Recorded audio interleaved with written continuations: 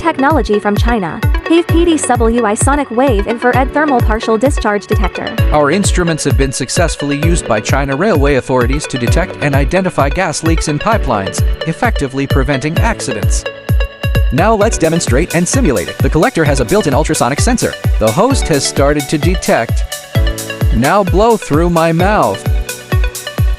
The spectral characteristics show the 2 gentle blows I just blew have been detected. Therefore, our instrument can be used to detect gas leaks in tested objects such as pipelines or gas-filled cabinets. Similarly, flexible ultrasonic sensors can also detect gas leaks. Plugged into the middle interface of collector, detect channel adjust to flexible sensor channel. Look to the left, now it is stationary. Blow into the probe. Can also see obvious features. Similarly, wireless ultrasonic concentrators can also detect gas leaks. Look at the channel on the right. It is also in detection state. Now I blow air.